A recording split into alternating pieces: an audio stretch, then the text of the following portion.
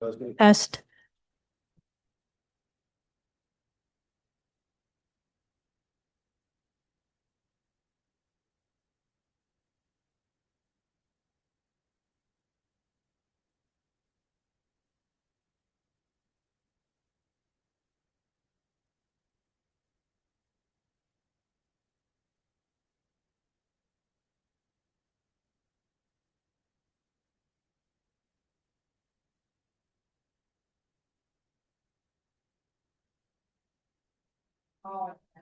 Call the meeting to order. Please rise for the pledge.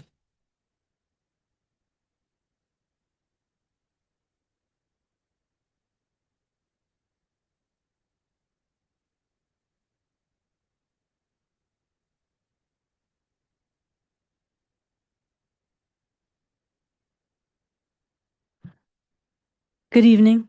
Before we get started tonight, we are going to have our ex officio board's member, student board member, Marley, read her oath.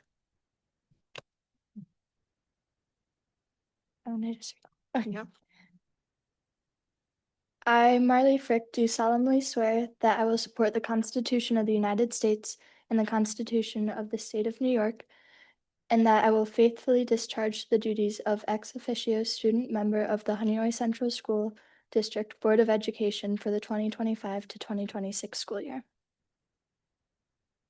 according to the best of my ability.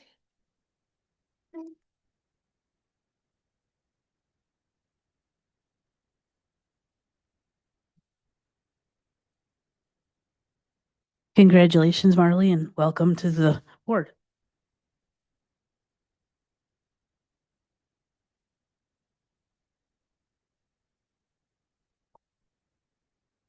So I would just like everyone to know that this meeting is being recorded. If you could please silence your phones or turn them off so that the board can conduct business, that would be appreciated. You can watch the recording on the school website in a little bit of time once it gets posted.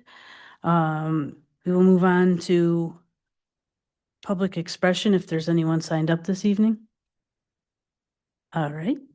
Each speaker has no more than 5 minutes and will be given a 1-minute notice if needed. Once you are called to the podium, please utilize the microphone and state your full name and address. Please know that personal comments about or directed at a student or students, specific school personnel, a member or members of the Board of Education, or a community member or members are inappropriate and will not be tolerated. Doing so will terminate any remaining time that you have left.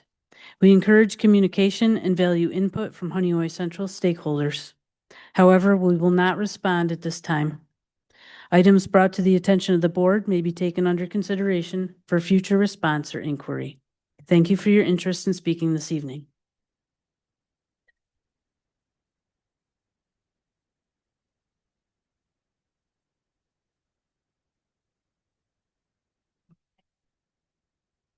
I don't think the microphone is on. Just 1 second, please. You got the time. All right, there we go. Good evening, everyone. For those of you who don't know my name, I'm Jennifer Noble. My husband, who couldn't be here, is Craig Noble. We are Honeoye alumni, and I worked in this district for many years as a substitute teacher. I was born and raised here. I am active in the community, and I now homeschool my daughter to better meet her individual needs at this time.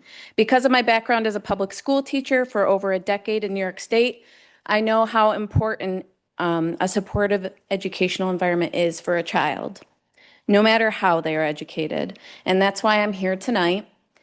I care deeply about strengthening the relationship between the district and homeschool families. Since March of 2024, I've been working privately with the district to discuss homeschool participation. I appreciate the research that's taken place so far, but tonight I'm asking the board to revisit the district's homeschool policy. As it stands now, the policy is essentially zero tolerance, and I believe we can find a way to work together to modify this policy. We all share the same goals. We love kids and want to provide opportunity and support them all. Community cohesion or strengthening community connections, and positive relationships between the school and local families. I'm simply asking the board to do what they do best, support and speak up for kids and their families, for the chance to work together toward a more inclusive approach, one that brings our children together rather than separating them.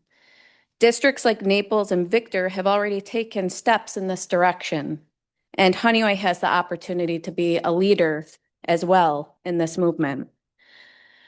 What we would like to see included, but not limited to, is a revised homeschool policy. Participation, one being participation in non-credit bearing activities that are not required classes and are considered extracurricular. This is not, of course, including intramurals and sports as per the commissioner's regulation. And then two, moving certain student council events like roller skating parties to a PTA oversight, since homeschool students are already allowed to participate in PTA events. I know that there could be some common concerns, and I have some possible solutions. One, a concern might be vaccinations. Some assume homeschoolers are not vaccinated, but many are. Families who are up to date should be able to provide documentation if needed or when needed. This has not been an issue at basketball games, PTA events, or other activities where homeschool students are already welcome. However, I can understand the district's concerns, and NYSED clearly outlines procedures during disease outbreaks when homeschool students are involved, and I'm happy to share that resource. Another concern might be behavior, supervision, and discipline if they're not at the district full time. Homeschool families can read and sign the district's code of conduct. The school could also request that a guardian stay with their child during activities. Clear expectations and simple structure like a 3-strike rule would allow everyone to participate safely and respectfully. Another concern that I thought might come up is academic eligibility. Most clubs do not require academic eligibility checks, but if needed, homeschool families already keep grades and submit quarterly reports aligned with their IHIP, which is an individualized home instruction plan, which could be used as verification of eligibility. In closing, updating the homeschool policy isn't just about homeschoolers. It's about strengthening the entire Honeyway community. Education has changed since COVID. Families choose homeschooling for many reasons, often to better support their children that have unique needs or family values, not to oppose the public school system. I'm advocating for a shift in how homeschooling is viewed and create opportunities for all children to feel connected. Together, we can build a community where every child, public schooled or homeschooled, has opportunities to grow, participate, and thrive. I want Honeyway to be a leader in this movement, and I would love to help. And I couldn't think of a better group of people to work with to try and accomplish this. Thank you for your time. I look forward to your response and to work together to close the homeschool gap in the near future. Thank you. Thank you.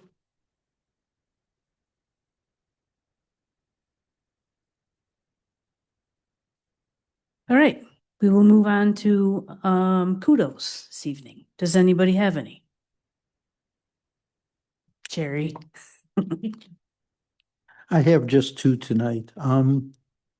The first is a very general one to all staff, administrators, parents, grandparents, and students who were part of the playground reveal.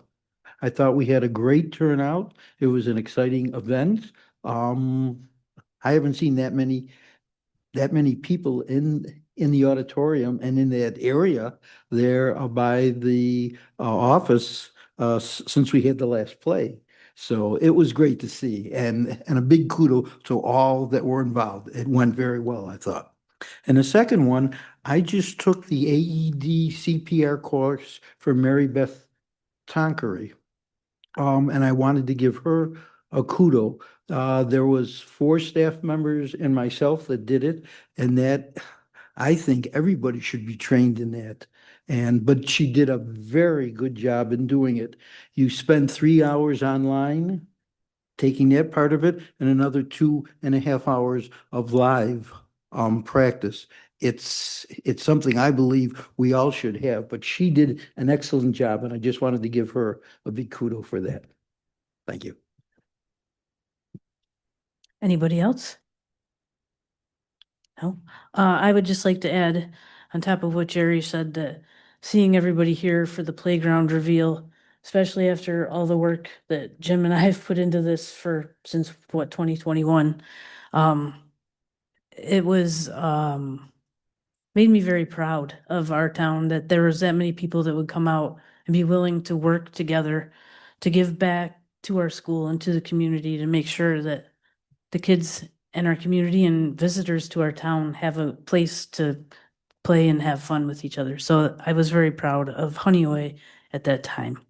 Also, I'd like to thank Megan and Sandy for spending a very exciting Friday evening with me this past Friday.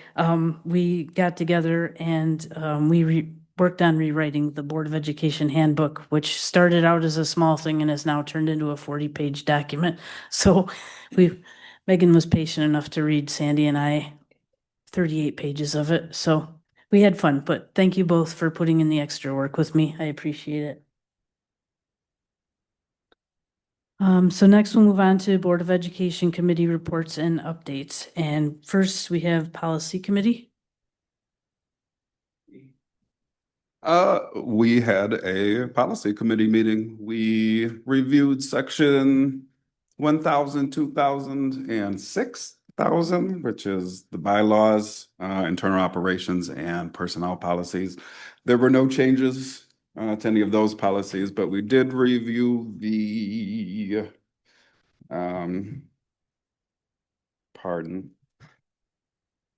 the parent and family engagement policy. We changed just some wording so that the policy matched the practice, so that we were in line with what we were doing. So just some administrative things, some words changed, taken out, but that is all.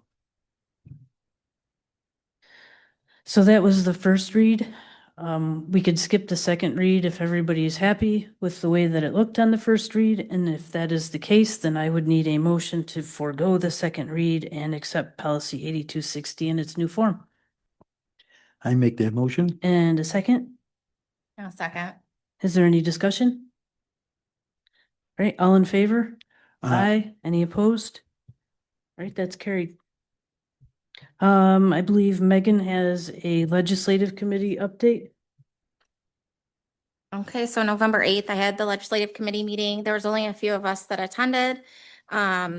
We went over our federal proposition paper, and lobby day coming up, and just closing the loop on some other things that are coming up. Mostly we talked about was our proposition letter and what that's looking like.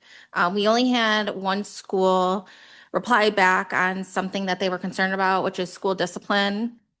Just the strict limitations on removing students, removing one student versus a whole class. I just wanted to bring it to your guys' attention so you were aware of what was going on. And just what access that we have that some schools aren't using. I know that we've used it just through Finger Lakes BoCES, that they do actually have a contract through U of R. And there was someone that was talking about that and consultation program through there that helps. And I know they have behavioral specialists or behavioral analysts and specialists that come out. There's two different titles, and I know that we've used one here. So just to be aware of other boards that to use those resources that they don't know that they have through U of R, which is a great thing to have for us. So, and we are using them, so I didn't have any doubts. And moving on to like staff development that we've talked about as well. And they're talking about sending out a December newsletter, kind of like a did you know, and letting all the boards know like what resources are available if we do need that and with our school. And that's about it. And then last would be Facilities Committee. I was able to attend the meeting prior to the reveal with the volunteers and the head of each committee. Superintendent Fluke invited me. It was actually interesting seeing how many people turned out, and I'm excited to see what some people can do, especially with the food, Jerry.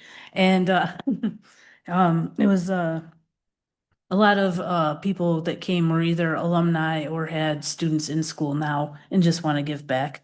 So again, nice to see everybody giving back. And then Jim and I later on, just prior to the reveals, were able to serve pizza with Mr. Angel as well. We slung some pizza and some cookies, and all in all, I say we had a pretty good night. And again, the turnout was incredible to see everybody here. Does anybody have anything else? All right.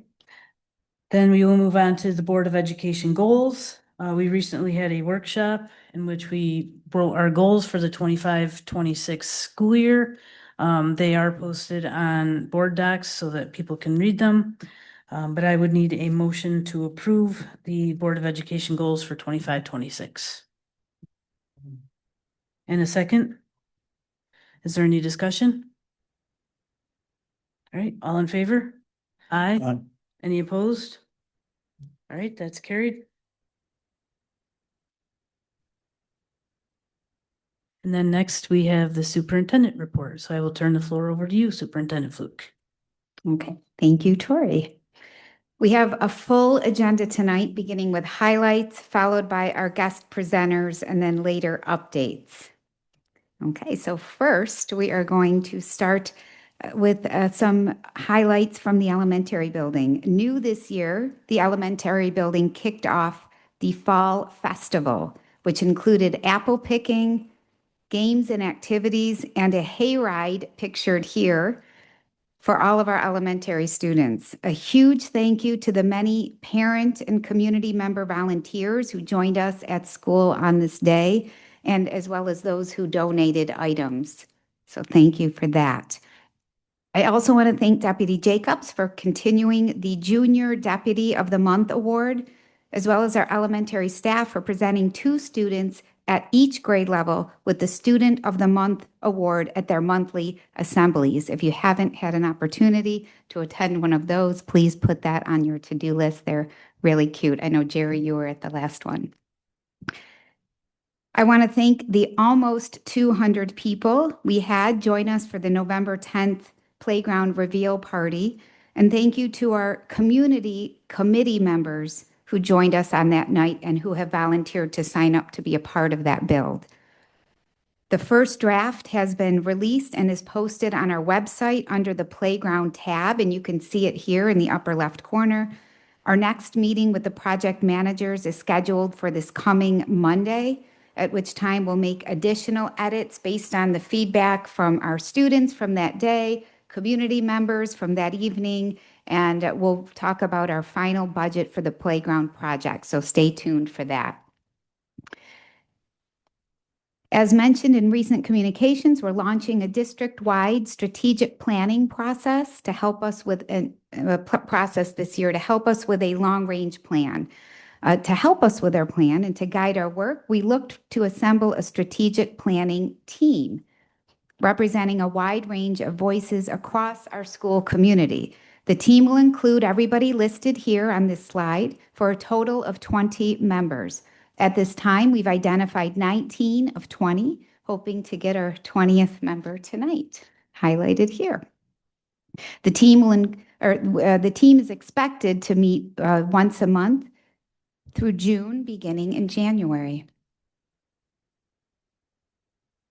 Also exciting, today I began a series of informal opportunities during lunch where I connected with our middle and high school students, listening to their ideas, suggestions, and feedback about their school experience and what they would like to see and what we could be doing better. So I got a lot of great ideas, ready to review those over the next few days, and I look forward to sharing that information with all of you at our next board meeting. And you'll see that the box there to the left, it's filled with lots of suggestions, as well as the conversations that I had with students. So the blue are high school and the green were middle school. So I'm really excited to dive into those. Okay, and normally I would have much more to share about the secondary building, but we do have our principals here tonight to share, so I will stop there. To start us off, please join me in welcoming our senior class advisors, Mackenzie Andrews and Rachel Sherman, along with some high school students, to present this year's senior trip.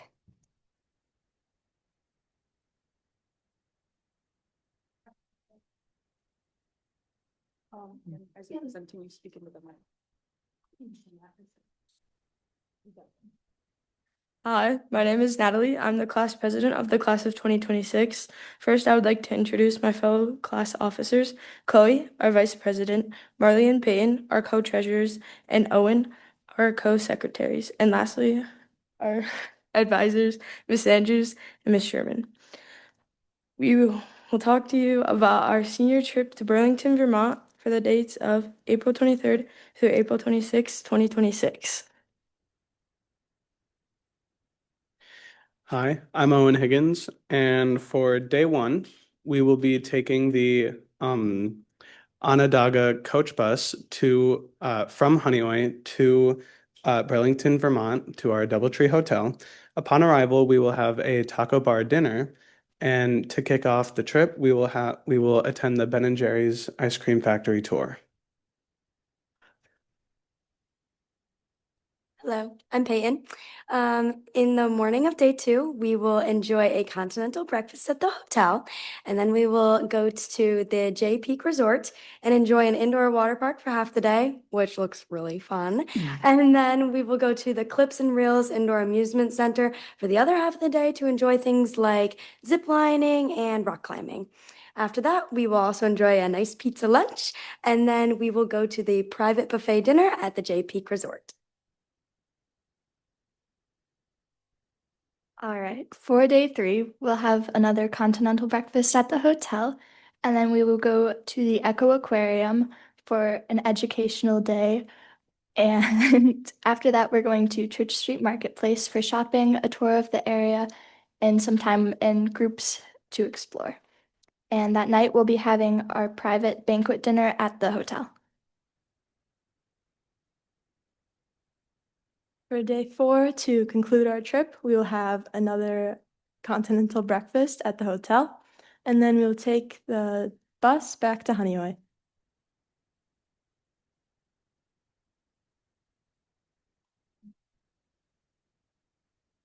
Okay, so the cost for the total is going to be broken down in these 3 bubbles. So insurance that I interrupt you. Sorry, Can you sorry, use the sorry. microphone, please? Thank you. So the cost is broken down into the 3 bubbles. So first is going to be the insurance price, which every student will need to get. That's $63. And then security will be an additional 30, watching the students' rooms at night, making sure everyone's staying in their rooms. And then the trip is $1,056, which will then be the total cost together is $1,149 per person. So with that, that is a rough estimate. It is dependent on the people and their categories, depending on each thing. So we have a class of 46 people, I believe. So that is give or take on the 35 to 45 range. With that, we have also been doing some fundraising to cover the costs for our students. So in the past few years, we have had a hot cocoa stand that we've been selling. We have had a candy cane graham around Christmas time that they started last year that was very successful that we will be continuing this year. Face painting at some of the varsity sports games on the side for kids. And this year we also sold beef sticks. We sold $7,000 worth of beef sticks this past week, which was awesome. Lots of beef. So with that, we have enough money that we are able to pay for our prom, and we're also able to look at that senior picnic as well as our parting gift to the school. With that, we also have enough money still in there that we should be able to use some of that remaining money from the fundraising to take off of the trip for each student as well. The beef sticks were also an individualized fundraiser, so each kid benefited directly from what they sold. So that on top of the money, we're looking at about $75 off of each student, and that's roughly with 30 students. So give or take with that, more or less. We are also having anticipated a parent meeting pending board approval on Monday night to discuss cost and to set up payment plans so that our families can afford going on the trip.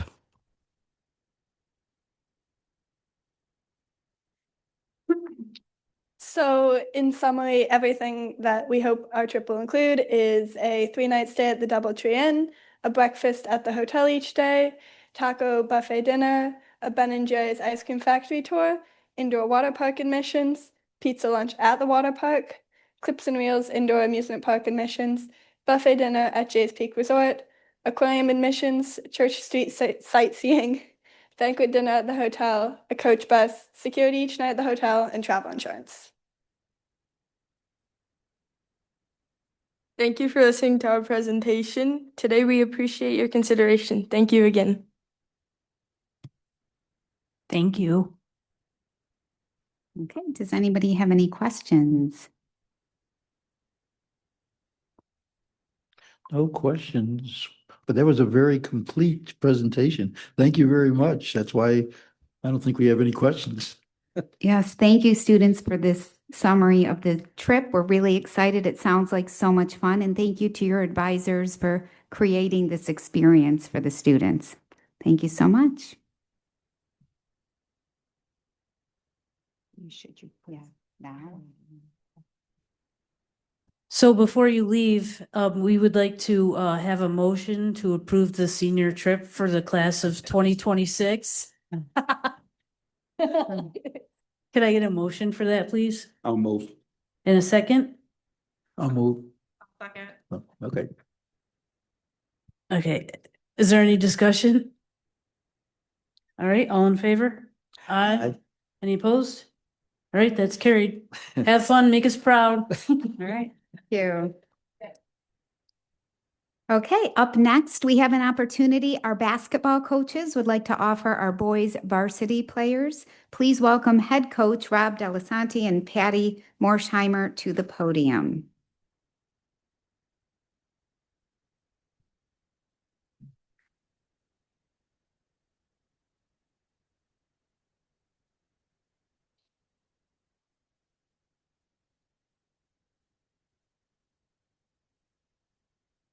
Good evening. For those of you who do not know me, I am Patty Morsheimer. I am a high school science teacher here, and I also have the privilege of being an assistant coach for the boys varsity basketball team. This evening, we are here with our head coach, Rob Delisante, our assistant coach, Matt Morsheimer, and we are on behalf of our boys varsity basketball team. We are asking the board that we would like to take our boys to the KSA Holiday Tournament in December of 2026. And this tournament is a national tournament. So we would be traveling to Florida because that's where the event will take place. And we will be playing a 3-game schedule over the 4 days about that we are down there. And we will be paying top tier competition from around the country.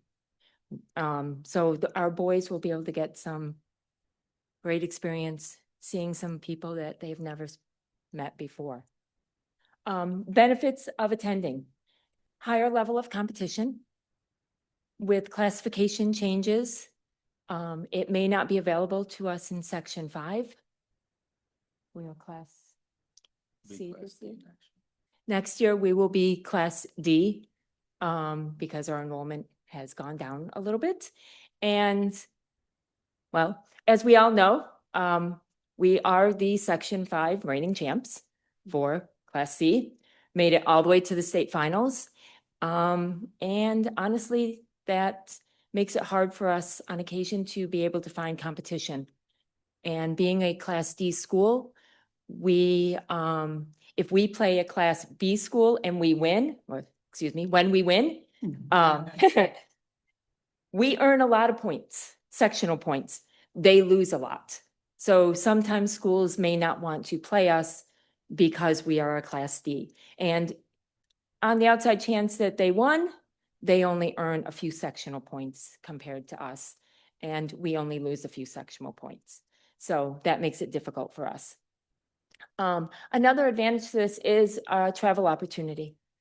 Some of our players haven't been out of New York State, haven't been on a plane. And this is an opportunity that we can give them so they can gain this life-changing experience for them and learn so many life lessons in this process. Our life skills that we are working toward is as a team, we are doing fundraising. We have been fundraising for years. And they pay for so many things. They pay for camps that we go to. They just bought some new warm-ups. They just have some other clinics that Coach Delasante runs throughout the year. And in addition, it paid for our trip to go to Cleveland last year, and we will pay it for the trip to Florida in 2026. In addition to fundraising, the boys are going to learn how to navigate. I mean, so, like I said, some of them have never been to an airport, and we have to get them to the ticket counter. We have to get them to security. That's always fun. And they have to be able to demonstrate proper conduct. They need to know how to act when we're going through security. We don't make jokes. We go through it seriously. We have to, when we are in the waiting to get on the plane, when we are on the airport, when we get off and we're back at the hotel and we get to our hotel. For some of our boys, this will be a brand new experience for them. And so we hope that we can guide them to how they conduct themselves at these events. There's always the possibility of exposure for some of our players. There are college coaches that will be in attendance from across the country. I mean, yes, our boys can get some exposure here, but it's more local. At the KSA event in Florida, it will be coaches from around the country that will be able to see our boys play. And for me, that's amazing that we could give them this opportunity.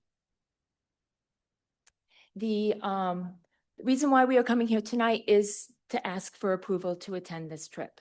They have an early bird registration that we can save about $2,000 if we can fill out our application and pay our deposit by December 10th of this year.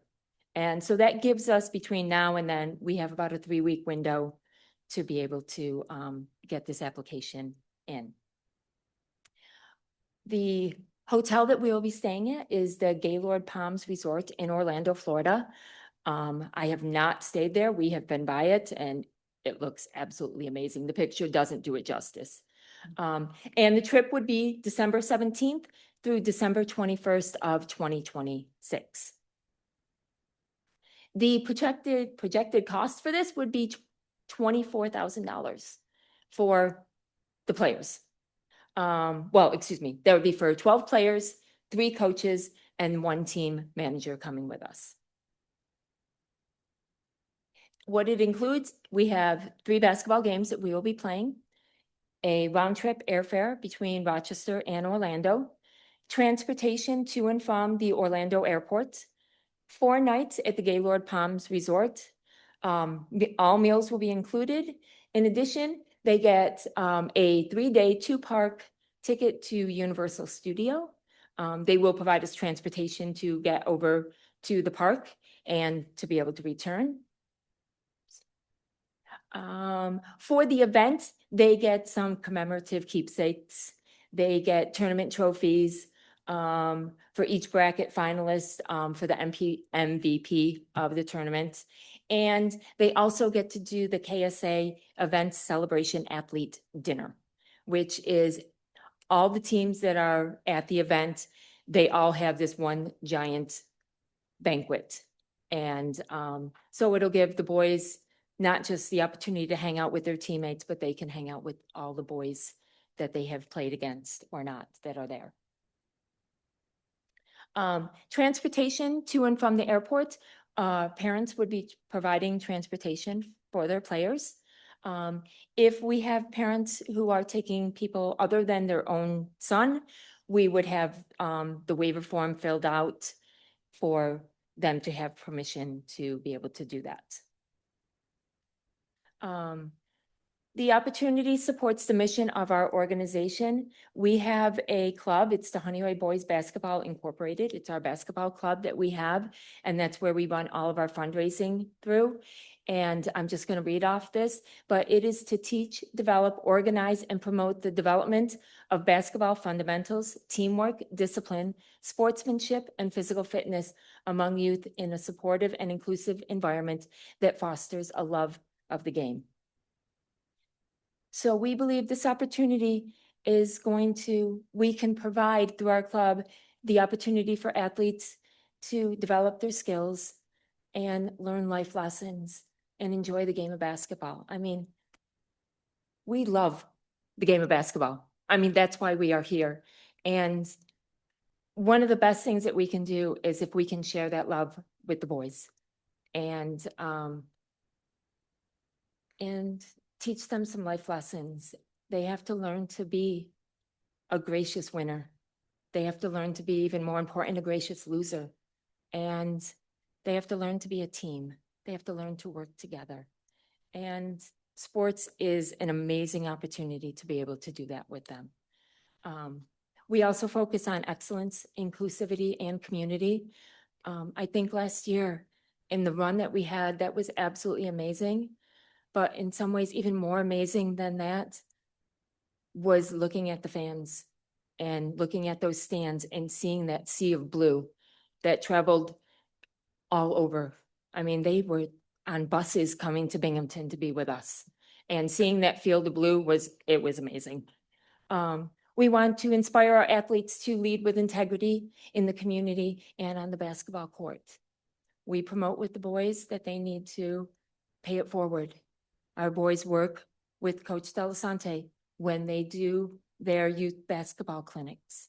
It's our varsity, our JV boys that are there helping the younger ones.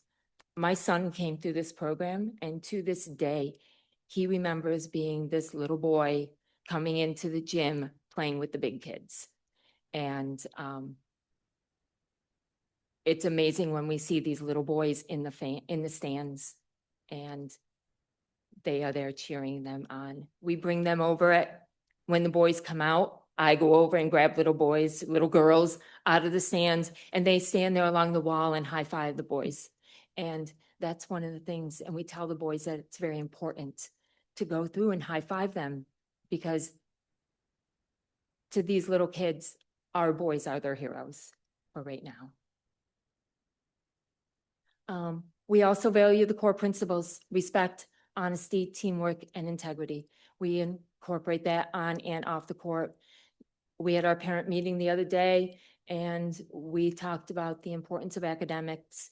We talked about the importance of behavior, and on the court and when they're off the court, whether they're here in these halls or they're out in our community, they still represent the school. We value the passion for everything that we do. As I said, we value working together for continuous improvement of individuals and as a team. Yes, at the varsity level, yes, winning, because we are going for those titles, but every player has an individual goal that they want to get to, and we do our best to help them achieve that. We value creating meaningful and positive relationships. When it's the after school and all of a sudden my door is open and all of a sudden there's like 3 faces that appear in the doorway and they're just like, hey, we just want to say hi. And I'm like, yep, I'll see you guys in a little bit. And then we'll find them in the gym an hour later.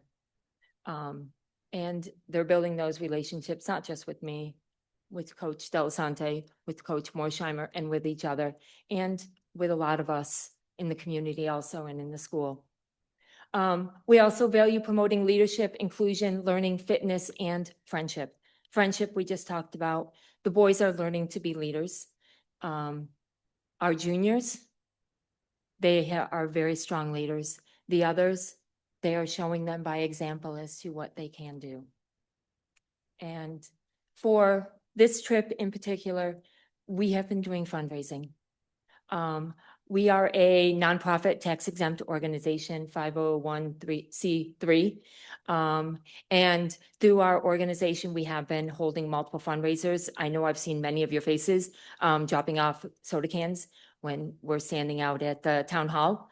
And the big truck comes in and the boys are packing it in. This trip will be will be funded entirely through fundraising. There will not be any out-of-pocket cost for the boys, with the exception of like if they want like personal souvenirs or things like that. No, we're not buying those ones. But our fundraising, we plan on doing fundraising as soon as possible, as soon as board approval. So on behalf of myself, on behalf of Coach Del Sante, on behalf of Coach Morsheimer, and on behalf of the entire boys basketball program, we would just like to thank you for your time and consideration. And we look forward to making this trip a reality for our boys. Thank you. Does anyone have any questions?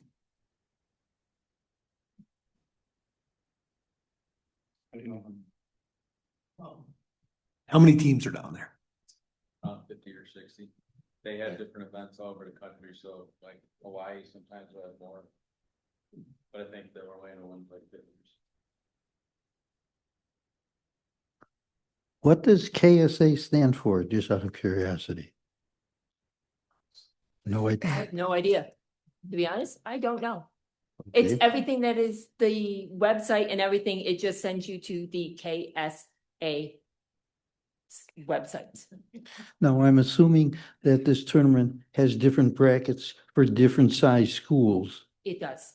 So you wouldn't be playing like a school the size of Victor or Fairport, something like that. You'd be playing more like a C or D size school, I would imagine. Is that true? That is true. When we fill out the application, actually, when Coach Del Sante fills out the application, he fills in all that information and they will put us in an appropriate bracket for our team. So we're not going to be playing teams that have schools of 2,000 students when we have 500. So what happens now if during the trip, unfortunately, one of the players acts out or misbehaves? I know on our senior trip, okay, they're sent home or their parents have to come and get them, but those are usually either within state or in a state bordering us, but you're going, 1,200 miles away. Yes. What would happen if a player acted out like that? Let's put it this way. To be honest, we have thought about that, and I would like to be able to speak with our French trip too, because I believe they would have the same situation, and they have done the French and Spanish trips for a few years. And I would like to see what their plan that they have in place. I guess we haven't thought that far down the road because we want to make sure it gets approved first, but that is something on our list to do. But we didn't want to go down the path of spending all the time on that until we know that we're, gonna do it. Okay, well, I just have one more question. If you do well, will there be any coach dancing? Make sure there's no cameras in there either. Well, great. Well, thank you, coaches, for tonight, for your time this evening, for your presentation, and for all that you do for our program. Thank you very much. Thank you.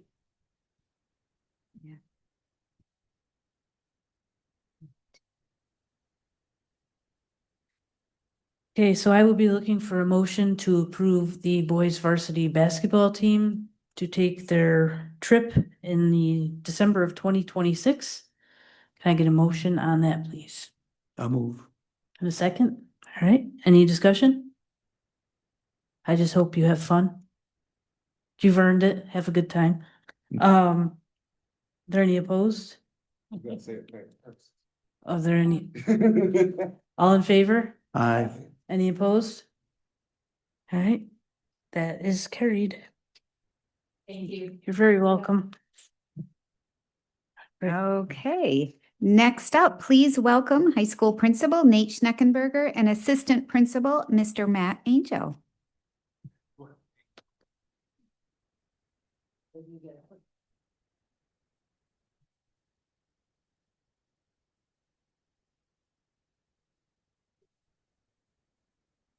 All right. right, well, thank you, board. We've kind of cleared out here, but we had some nice presentations and now you get to listen to another slideshow presentation. But look at that red truck there. That's pretty slick looking.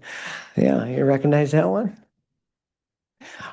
So there's a lot of things that we could choose to talk about and celebrate here at Honeoye Central Schools. There's nothing I guess that wouldn't be off limits because there's just so many things academically, behaviorally, socially, athletics.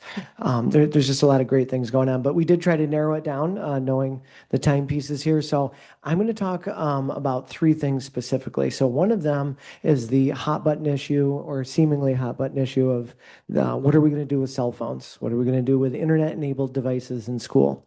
So to take the board kind of on a little bit of background history and bring us up to speed to the things that we're doing and are working well here at Honeoye.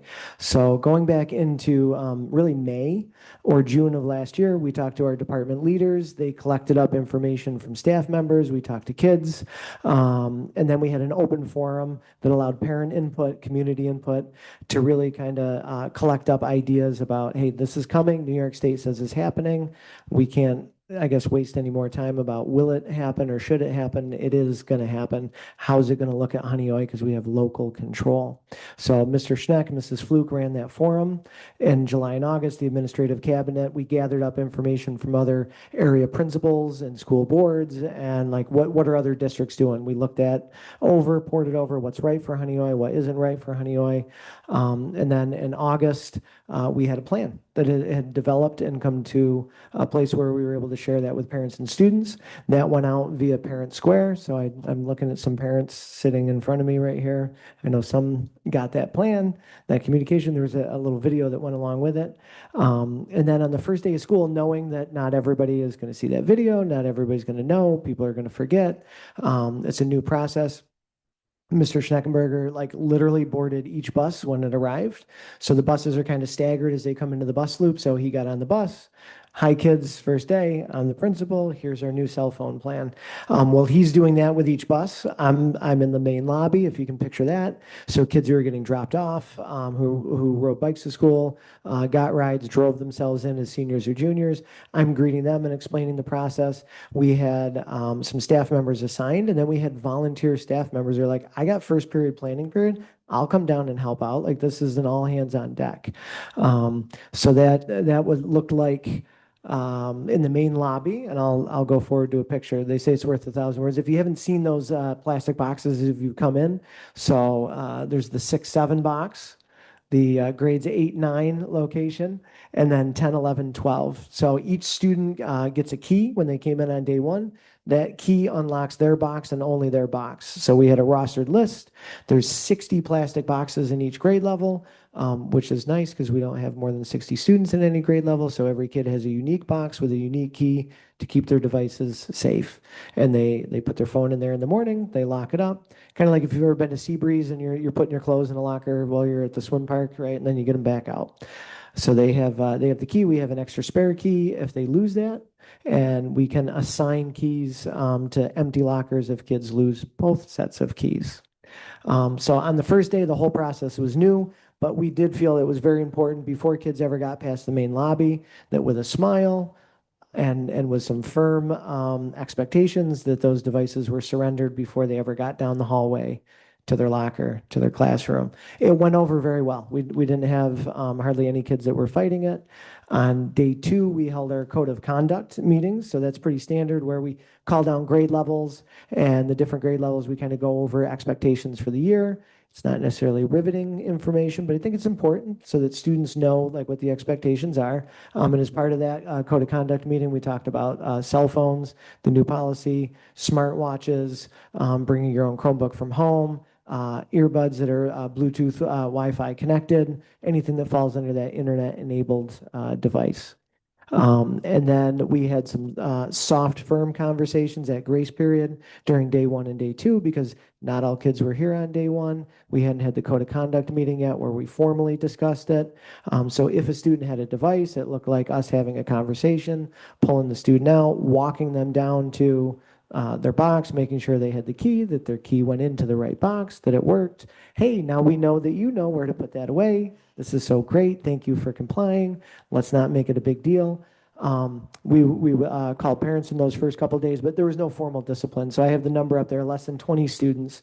We're talking grades 6 through 12. So approximately 250 kids and less than 20 for a brand new policy were busted with devices. So I think that speaks to the forethought of what went into really kind of planning and rolling that out. If a student is found to be in possession of a phone, I think that's a fair question. If you're wondering, what does that look like? That student is reported to the main office via phone call, like, hey, I think Marley's got a phone in her pocket. I heard buzzing and vibrating, and she kept looking under the desk. Pretty sure she's got a phone. We don't put the teacher in a place where the teacher's going to then have an argument with Marley. They just call the main office. One of us pop up. Hey, Marley, can you come with me for a minute? Right? We pull the student out. Ask the student if they have their device with them. We walk them down to the office. We confiscate that device for the day. The student can pick it up at the end of the day. They are assigned a detention. A parent is called for that violation. If it happens a second time, it's 2 detentions, and a parent or guardian or designee has to come pick up that device.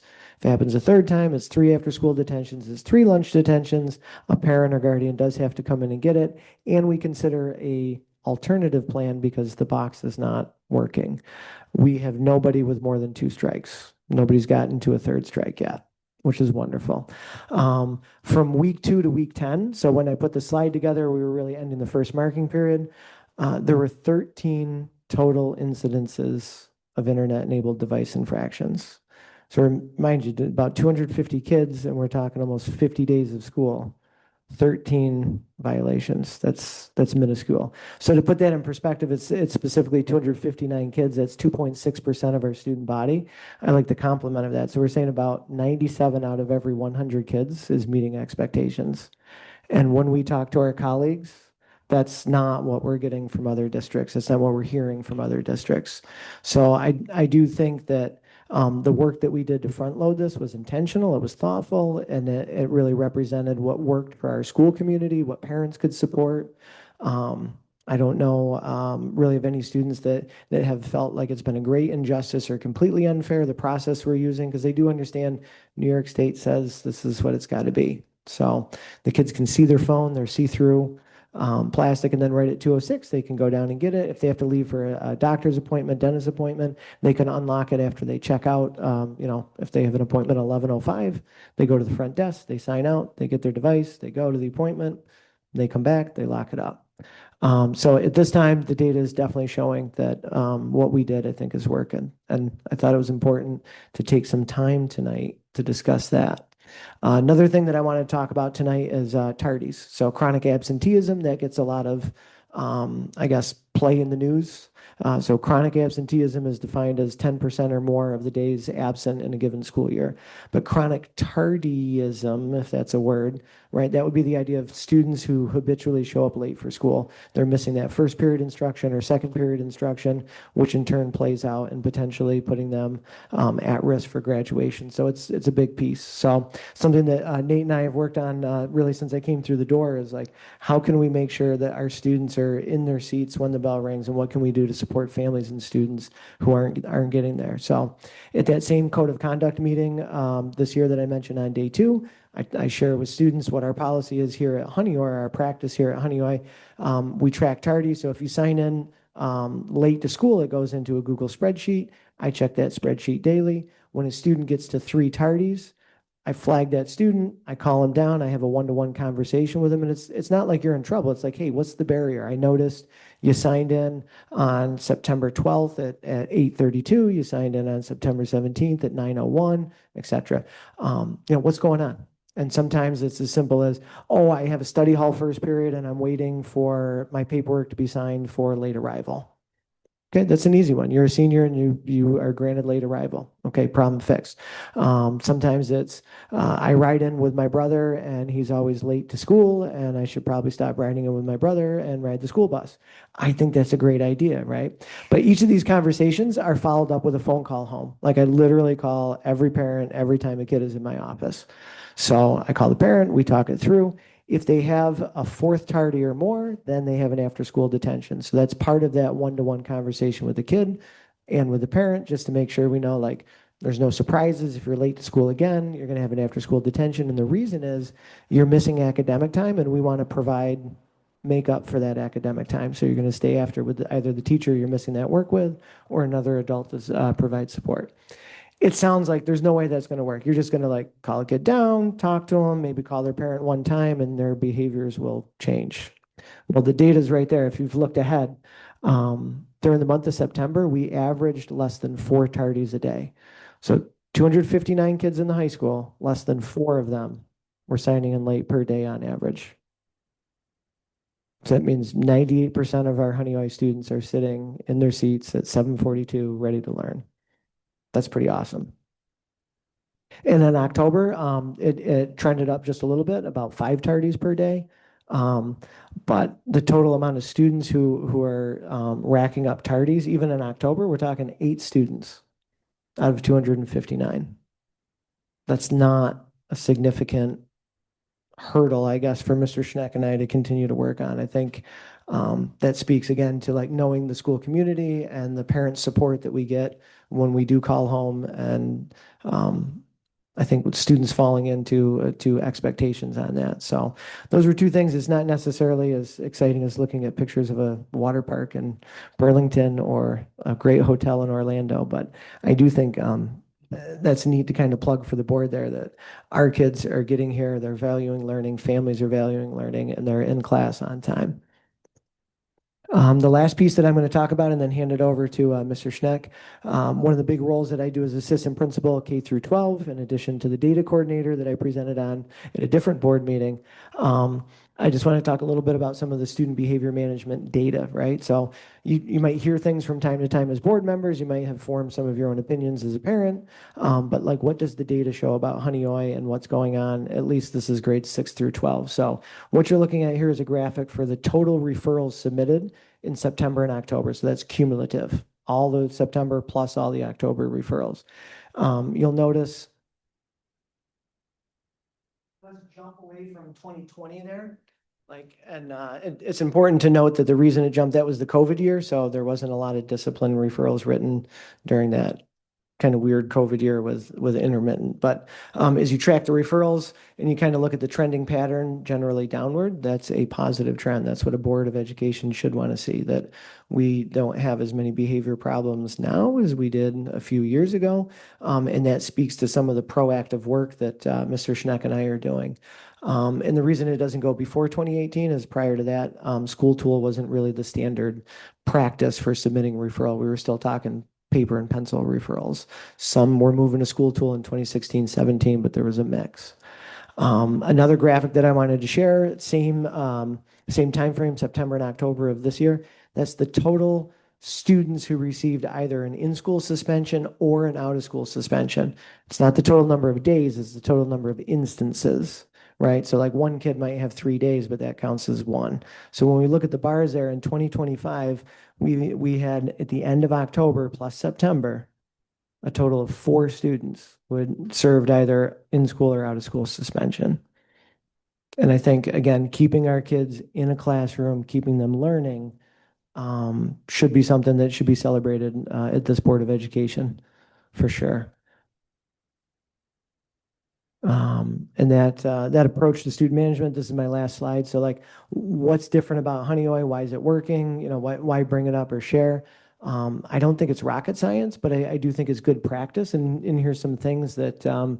Schneck and I feel very strongly about. So like being outside and present at every arrival, at every dismissal, at different spots in the building during transition times. Like, we don't always stand in the same places in the hallway. Like, I might be at the snack shack second period on Tuesday, and then I'm up by Donnie Gardner's room, fifth period on Wednesday. And I move around the building, and I know Nate does the same thing.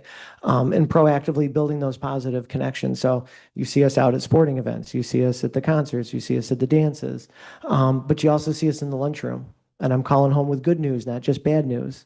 And I'm sitting down with students and talking with them. And I know Mr. Schneck's doing the same thing, popping into classrooms, like, not to observe teachers, but hey guys, what are you working on? And getting into like what the kids are doing. Like, yes, I want to observe what our teachers are doing practice wise, but I also want to spend time with kids. I went into this business to be with kids. And I know that he did also. And I think that's important, that students, especially teenagers, they can smell a phony in the room pretty quickly. So when you're genuine and you're really just around kids because you like to be around them, I think that's important. And there are times when students make poor choices, but like taking the time to explain the why behind it. Like, I taught 17 years before I moved into administration, and I'm a parent of two kids myself. Like, it's just in me that I want to explain stuff. And also with Mr. Schneck, that like, if you know the why behind it, hopefully you won't do it again. Restorative practices when appropriate, right? So like, you made a poor choice, you made a poor choice. At the end of the day, you're best friends. Let's get together and we're going to talk this out, and we're going to figure out how we can move forward and repair the damage from this relationship. We host some of those. Sometimes our counselors host some of those. And that's not always appropriate, but when it is, we run through those mediations. And then using the code of conduct and working through what we have at the disposal there. Every time a kid's in my office for a discipline reason and for good reasons, I call home. So I looked at my parent log, and I've had 272 calls up through October 31st. And I was like, being the math geek I am, I'm like, so that's like an average of like, I don't know, 6 minutes or whatever per call. Like, what would that be? It's almost 30 hours. So like, that's almost an entire full work week out of the first 10 weeks I spent on the phone talking with parents. But the reason I bring it up is because when you front load it, you've only got 4 kids that are at the level of, I made really poor choices and got suspended in school or out of school. Or you're at the level where 35 referrals for 259 kids for almost 50 days of school. Like, it's good. It's good stuff. And I know it's not necessarily the most exciting thing, and you're probably ready to move on, but I also think it's important that you get a chance to hear some of these data pieces from us. So, do you have any questions about any of the slides that I shared? Did anything I say cause confusion? Mr. Passer? On one of your last slides, you said something new, a 15-minute lunchtime recess for grades 6 to 8. What is that exactly? Thank you for reading that bullet, because I forgot to speak on that. So noticing that the lunchroom tends to be a very busy place, and our middle schoolers do not need 30 minutes to eat a piece of pizza and drink a carton of milk. They need about 3 minutes, right? So I'm like, there's all this energy, and it's not necessarily bad energy, it's just energy. What am I going to do with it? So starting in week number 2, like, we have a giant bucket about yay big, and it's got footballs and a couple volleyballs and soccer balls, and like, whoever wants to go outside, we're having outdoor recess. And I would take about 60 kids outside, whatever. 65 kids would go out in grades 6, 7, and 8, right out in front of the cafeteria by the elementary bus loop there in the grass, right in front of the cafeteria. And they would have outdoor recess. They would throw the football, they'd pepper the volleyball. Some kids were still playing tag and chasing each other with freeze tag. Some kids would just sit out there. Now that it's gotten colder, we're actually inside. So if you've seen us in the gym doing badminton, so I take a group of 7th and 8th graders one day, 6th graders the next day, 7th and 8th graders, whatever's set up in gym, we're going to roll through. And I work that out with Mr. Buckley and Miss Sherman. So if basketball hoops are down next and that's our next unit, then we'll be doing basketball for indoor recess. But yeah, and that way we're not trying to discipline it out of the kids. We're letting kids be kids, which I think is important. Thank you for asking that clarifying question. I have well, it's more of an opinion, I guess, instead of a question. Now that the cell phones are put away, do you feel like the behavior is better? Like, there was a relation with the cell phone and the behavior, like that you're seeing better behavior from the kids? I do think that it's helped with definitely some of the social media stuff that was going on, and some of that like behind the scenes piece there. But I really think what I've noticed is the social interaction, the actual face-to-face physical interaction. Like kids are talking to each other and their faces aren't down, their faces are up. And we've got games in the cafeteria. Kids are playing Uno sometimes. We got chess sets in there. A couple students have fallen in love with digital cameras again, like because their cell phone was their camera, but they can't have their cell phone, but they have like actual digital cameras. Like this was my mom's. There's a couple of MP3 players in the building. The kid's got a Sony Walkman, Discman actually, CD player Discman with the corded headphones. Like there's some neat things that have come out of this. But teachers definitely report that like the attention span, that they're not necessarily vying for attention as much, right? Because the kids don't have the option of going to the phone.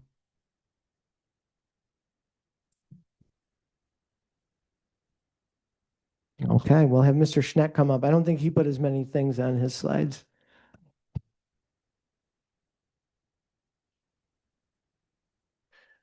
Okay, good evening. I do want to say that I have very much appreciated that proactive and preventative approach that we've taken. We've talked about Mr. Angel and I extensively, the front end work and putting in the front end work and not having it be a gotcha. I think we even said to the students, it's not the gotcha.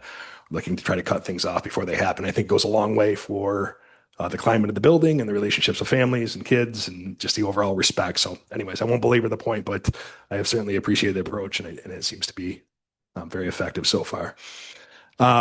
Yesterday we had our November faculty meeting. And in that meeting, at the end of the meeting, Ms. Campbell, as part of her wellness coordinator role, did a activity with the staff about gratitude and having people reflect on what they're thankful for.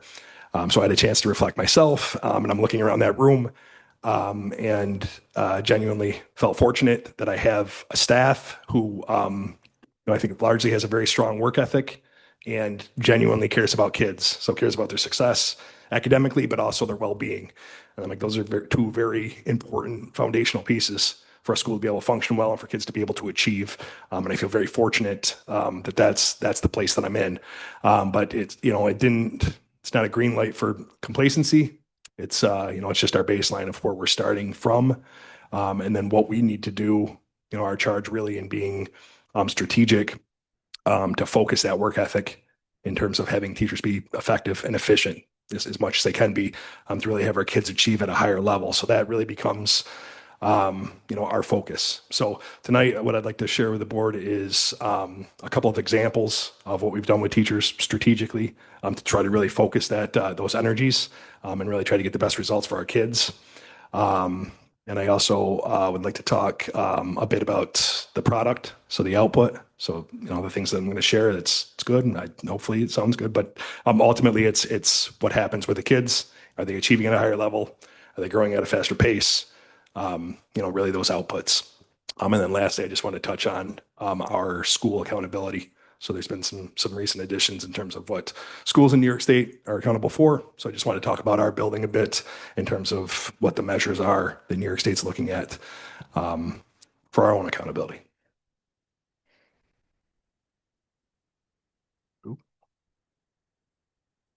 Okay, so this right here is an example of what we did with teachers on the conference day in October.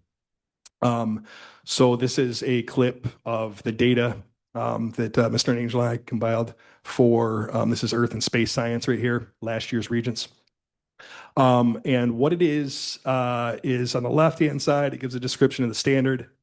In the blue right there, it gives the question number and the actual question. So we also, Mr. Angel provided electronic copies to our staff, so they're able to click on that thing and see the exact question right from the test.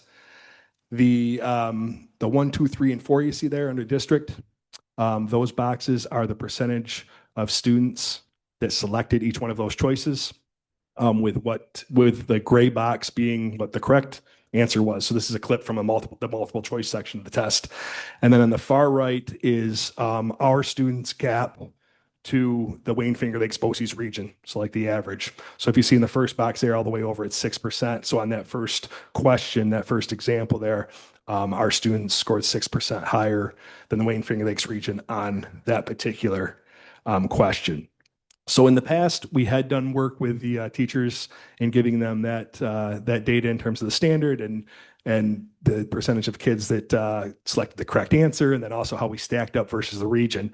Mr. Angel dug a little deeper this year. Thank you, Mr. Angel, and pulled a report that actually gave the percentage of students at each that answered at each question. And why that's useful is we had the teachers look overall and identify areas of focus. So if we looked at just this clip and they went down looking at the gap to the BOCES, you'll see the second to the bottom. We were 13% lower than the BOCES on that particular question or for that standard. So that, if we were just looking at that, may become a focus area for that teacher coming into this year. And especially if we go over multiple years and we see a pattern of that, and that really becomes telling. This is the first year of the test. So we'll see as it plays out, but that could become a focus area. To take that a step further then, if you look at that particular question, so the second from the bottom, you'll see that it was, we had 32% of our students who selected the correct answer, number 2 right there, but we had 38% select number 3. So that is telling in terms of now the teacher can take a look at that question and say, what misled those students? We had a pretty significant portion of students select an incorrect answer right there. What was the deal? So by providing them with that so they can see that extra piece and the exact question and the exact standard, it really helps our teachers focus and really target on what the instruction is, what they could possibly tweak coming into this next year, to really make sure, like we said, their efforts, that they're being most efficient, effective that they can be. So we had to go through that data. And then with that, we put guiding questions in for our teachers. So we're going through and asking them to identify the strengths too. So right there, we see too, there's a question about halfway down where, our students were 14% higher than the region. So that's definitely something I want to highlight too, because they nailed that piece right there. We're, definitely outperforming the region in that particular area. So it gave a chance, the guiding questions we gave helped to really have the teachers determine what the focus areas will be coming into this year and what we're excelling in. This next slide, the picture down in the bottom left-hand corner is actually the teachers engaging in what that data is in the previous slide. So that's our math and science folks. So they were actually diving in and doing exactly that. So they're identifying that item analysis to identify the focus areas for this coming year, as well as what they've excelled in. And there were some other questions in that regard, but it was really to help our teachers try to drill down in what's going to help them improve their instruction, essentially. On the right, I took a clip, and this was another part of the conference day later on, of an educator guide, which we provided to each one of our teachers. And in the educator guide, we took a specific look at the test blueprint that's provided in there. So for any of our content areas that culminate in a New York State test, there is a test blueprint. So if you take a look at it, this one's geometry that I snagged here, at least a portion of the geometry test blueprint. And what we used that for is to really have the teachers be able to prioritize their instruction. So if you look, I think it's the second column over there, it talks about the domains, and it gives percentages. So it's indicating how much of that test is dedicated to that domain. So it can help the teachers prioritize what their instruction should look like and how much time and effort they're dedicating to those different areas, all of them related to geometry, all of them, right? All of them part of the standards. But if you look down at the bottom, the geometric measurements and dimensions only makes up between 2 and 8% of the test. Where in the top, the congruence, or if you're talking triangles, they're 20 to 30% of the test. So as the teacher's looking through and looking at the curriculum and looking at how much time they spend, between what they looked at in terms of their student performance and taking a look at the test blueprint, it's really what we're talking about being strategic. So I think our teachers are definitely willing to put in the work. They want to see their kids succeed. So we're really trying to streamline what they're doing to make that happen. And then on the right, you'll see those are the actual standards. So with each domain, if you go over, they actually list the standards for each one of those domains that the teachers can dive into and make sure they're doing that accordingly, right? Should mirror something similar to that in terms of that's what their kids are going to be tested on. And then I just put that in the blue there that has the different years. These are the new tests when they were introduced here. So there was new tests and new standards. So in 23-24, algebra was a new test. So now we have a little data as far as the trend data I was talking about. We can look at algebra a little better. So algebra 1's been since 23-24. The 24-25, this last school year, those geometry, earth and space, and life were all brand new tests. So we only have 1 year of data for those. And then coming up in 25-26, those will all be new as well. So that's where this blueprint comes in to be very important too, especially as the tests change. You can get a look. They're not going to give you the questions, but you can get a pretty good idea of what we should be teaching. And like I said before, it's all of that is maybe sounds like a good approach, but it's really ultimately about how our kids are doing, how they're achieving. So if we're looking at our New York State test performance, so this is for grades 6 through 12, so the 6-8 ELA, math, and 8th grade science, as well as our Regents tests, we had 7 content areas that scored in the top 5 of the entire Wayne Finger Lakes region. So I put this one up there for a visual. So if you take a look, the blue column is students that are proficient, so they scored a 3 or 4 on the test. The red is ones that scored 1 or 2, so not proficient. So each pair of columns, blue and red, represents a different school in the Wayne Finger Lakes region, just to kind of give that a visual. Right there, we have our grade 8 math, which is one of the 3 subject areas that was number 1 in the region. So if you take a look at the blue, where I put the arrow, our 8th grade math, along with a couple other subject areas that I'll get to in a second, scored everybody in the entire region, so they beat out 24 other schools. And we had 7 in the top 5. A great show by our students. So I think we're going to continue along this approach that we're using to really be strategic about what we're doing, because it's producing results.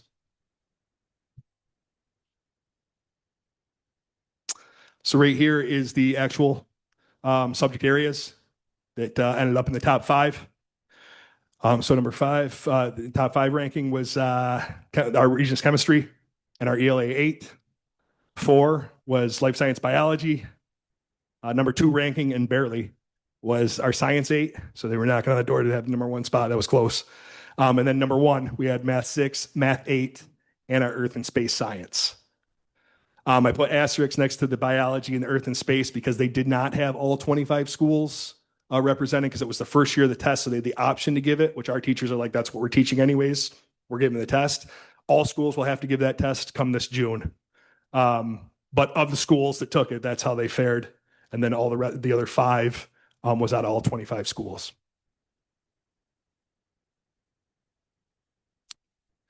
In addition to that, I just put down some other stats related to our students' achievement. So last year on our advanced placement tests, we had 26 students score a 3 or higher.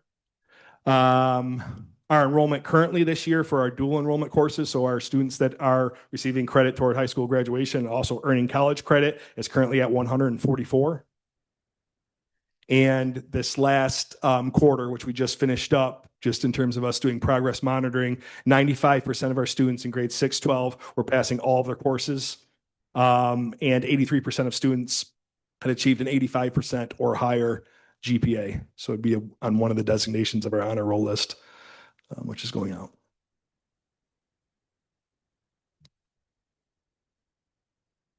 Okay, and then all of that being said, ultimately it funnels into kids graduating, and really giving them the best outcomes that we can get kids, and having them be the best prepared they can be when they leave here. So I took a look at the graduation rate of Honeywell schools over the last 20 years. 20 and 21, I omitted. They were COVID years. We shut down the one year. The next year there wasn't Regents test. I didn't think it was a light comparison. But if we look at the rest of the years, going back to 2005, 2006, there were 7 times that Honeywell had achieved a 90% or higher graduation rate. And of those 7 times, 3 of those times were the last 3 consecutive years. And I have this year's group highlighted in green because I fully expect a 90% or higher graduation rate again this year for this cohort.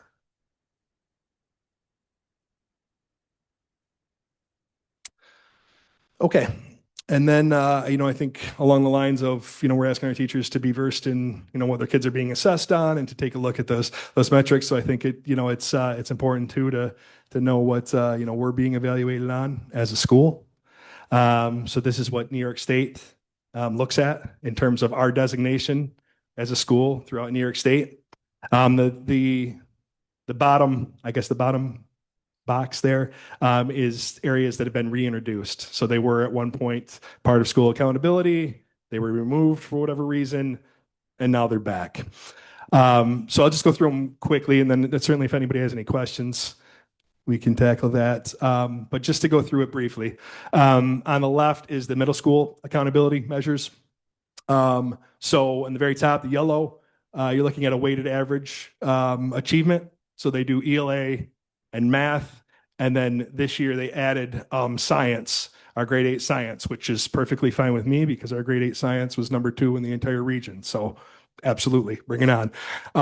The math and ELA get weighted a little heavier than the science, but they're all figured into the calculation for the weighted average achievement. So that's one of the measures. Another measure is student growth. So they're looking at kids throughout the state that achieve similarly on the test. So your kids that maybe achieved ones, what did they do the following year? Was it 2s? Was it 3s? And they compare that to the rest of the state to see what kind of growth it was. And they give you an index score based on that. The attendance isn't necessarily new. They used to, and I think Mr. Angel just talked about it, they used to take a look at your chronic absenteeism rate alone. So if it was 10% more missed, that was what they were looking at. Now they've done bands. So they did, 85% or less, and then it goes up in 5% increments with a point value with each, and then it gets divided by the number of students you have, and then you're given an index score for your attendance rate. Our English language proficiency is for students who English is not their native language, they're learning language. Currently we have just one student in our high school who's at the highest level he can be. So he's at the commanding level for his language proficiency. And the last piece is the core subject performance, and that's just, it takes those categories and just keeps them by themselves, so it doesn't average them. So ELA, math, and science are just standalones in comparison. The high school accountability is similar, so I'll skip over some of that. The weighted average is what it was with the middle school, but it also includes social studies now. So they've reintroduced U.S. history and global into the average for that. Our graduation rate is just what it says. So it's when the kids enter 9th grade, so that becomes a cohort. So whoever enters 9th grade and then they're graduating on time is what that measurement is. Attendance rate we talked about. Core subjects, same thing with the addition of social studies, the 2 social studies exams. English language proficiency we talked about. What high school has there at the bottom in the yellow, that college career and civic readiness measure. What that is things like if a student took an AP test and scored a 3 or higher, that's like the highest level of the points you get. I think it's a 3. They do a odd scale. There's half points in there, but that's a 3. Or a student that went to BoCES and maybe got a career in technical endorsement because they were in the electrical program and they passed a proficiency test at the end. That would be one they'd be in the top. Or our CL biliteracy students, those are the top. So those are again like the highest scores, however you want to say it, in that particular category. And then it goes down from there. So the next one down at like 2.5 points is, a student that maybe, took an AP class, maybe didn't or took an AP test. Maybe they didn't get a 3, but they took the AP test. So they'd be the next category down, and then it steps down from there. So that's how they determine the college career and civic readiness metric. So I think it's kind of, I don't know. Does anybody have any questions on that? How we're evaluated by the state? All right. Then I guess this is my last slide. So if you look at that triangle on the right, that is the designations, right, for New York State. The very top, so your CSI receivership is your schools that are performing the poorest in New York State. All the way down at the bottom in the light orange is LSI. It stands for Local Support and Intervention. And that essentially is saying what you guys are doing is working, and we're going to leave things alone, and the state's going to stay out of it. The rest of those tiers has some level of New York State involvement. We are currently firmly in the LSI region where we plan to stay, but that's where we're currently at. But when I did look back through, when I was looking at the graduation rates, there was, I think, 10 years that I picked out of that 20-year span where it looks like under the metrics that we currently have, Honeywell probably would have fell in some of those TSI categories. That's really like about subgroup performance and maybe, specific content areas, how they performed. So when I looked through, I think there was 10 years that I picked out that it'd be one of those, and I'm not sure exactly which one, but one of those TSI categories. But now we are currently LSI across the board and doing well. Any questions? I just have one. Yeah. I remember in the past when you've talked about graduation rates. So I believe what you've said before, and I might have this wrong, but so like once they go into a cohort, if they get bounced up and graduate a year early, are they still counted back with the team, basically the kids they started You're with? exactly right. So Okay. their cohort stays. So if a student was to graduate early, then that would be reflected in when their cohort actually graduates. Exactly what you said, Tori. Yep. Yep. Thank you. Okay. Thank you. Awesome. Great job. Thank you, Nate. Thank you, Matt, for your leadership, for your obvious commitment to our students, and kudos to you and your staff. Great job to your teachers. Round of applause. All right. Okay, next. I am so proud to welcome this year's ex officio student board member, Marley Frick. Marley is an active student here at Honeoye. We have had several encounters together already where we have been meeting, and Marley was playing soccer the last 2 board meetings, so really excited about being able to be here in person tonight. She played soccer, is a cheerleader, participates in several clubs, including Student Council, National Honor Society, Youth to Youth, the list goes on. Marley feels that our students deserve a strong voice in addressing their concerns, ideas, and needs, and she's eager to serve as the bridge between our student body and the board. So without further ado, I'd like to welcome Marley Frick. Thank you. I'm really excited about this. I have a lot. This month was good. All right. So these are the Student Board of Education slides for November. So this month we had a lot of new stuff happening. For World Kindness Day, the library set up a display including activities for students to participate in during free periods and lunch, including kindness bingo, painting kindness rocks, and leaving messages in the kindness container. Prom is beginning to be planned right now.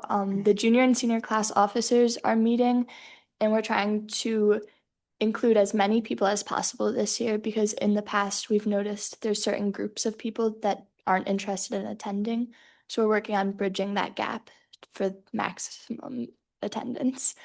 It's not on here, but multiple students wanted to shout out Mrs. Van Laer this month or this quarter. She did treats for all honor roll students. So she went out and bought cupcakes, cookies, and chips for anyone who got honor roll, and they were able to pick those up during lunch one day, which many kids said they were planning on keeping their grades up after that.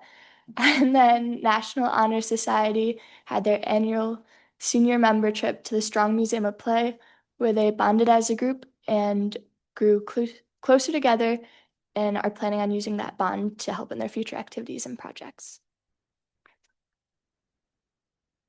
And then club highlights for this month. Masterminds had their first meet at Bloomfield this past Thursday, where they won multiple competitions, and I believe they beat Livonia, which they've been trying to do for a while. French Club hosted Kate Reynolds and learned about the exchange program in different countries and how to go about that process. Student Council hosted a hometown heroes dinner as a thank you to all the Richmond veterans and first responders. And then Yearbook Club just collected all of the information for the senior section, including polls, senior photos, and future plans, and are currently putting that together. Okay, this month, students didn't have any major concerns, which I was excited about, so we added a comment section. So students appreciated today meeting with Mrs. Fluke during lunch. They felt like that was a good opportunity and are excited for that to happen in the future. One of the questions was from upperclassmen. They were wondering if their off-campus lunch privileges will be affected by winter weather and how and when they'll be let know about this. And then there's also been issues brought to my attention about students waiting in the lobby for their ride after school. They've been told that they have to wait outside for their ride, and with the cold weather coming in, they're wondering if we can find an alternative while they're waiting. And then there's also been an interest, I know Mrs. Fluke heard about this, about having music played either over the PA system or in the hallways during the bell period from class to class. Currently, Mr. Dolmat plays music every morning while students walk into the building, and student council and other teachers have supported this idea and think it's a good alternative since there's no music access online currently. Yeah. And then all sports started this past Monday. Girls basketball has been working hard even before the season started with open gyms and fitness room workout sessions. Cheerleading has also had open gyms, which was combined for modified JV and varsity, which they were working on bonding between the teams. And then all teams are looking forward to the season and have been working very hard in practices. All right, and that's all. Thank you. All right, Marley, thank you very much. And again, welcome. And I saw Mr. Schneckenberger taking notes over there, so we'll certainly be following up on your concerns and questions. Great job. Okay, and now moving on to some updates. We're going to talk about shared athletics. We're going to talk about strobe light signs, EV buses, potential for a single K-12 bus run, and then alignment of district priorities. So first, shared athletics. So as you know, we've been talking about the potential to merge for various sports. So where we are right now, our athletic director has met with the athletic directors from Naples, Bloomfield, and Livonia, and this is specific to baseball. At this time, that is the only sport this year that has the potential to merge. Our athletic director has met with coaches as well, Sean Stalker, varsity baseball coach from Bloomfield, and the Livonia varsity coach as well. They reviewed projected incoming participation numbers at both buildings and all buildings, assessed transportation needs and options, discussed field sharing logistics if we were to move forward with something like this, and have a tentative parent meeting scheduled if this is something that we are going to truly move forward with. Both Mr. Dole, a superintendent from Bloomfield, and myself, if it is in fact Bloomfield for baseball, we have asked that the athletic directors meet with all parents involved the first week in December. So Mark is working right now to come up with a date, and that information should be shared in the next few days. Okay. All right. As we move forward, Mr. Pulver is presenting at our December meeting, and he assured me that we will have an answer for whether or not we are merging or move forward with merging at that meeting. Okay, so that's our very next meeting. We should have an answer to that. Okay, does anybody have any questions? And if you think of anything, please email me and I'll make sure that those are addressed again prior to our next meeting.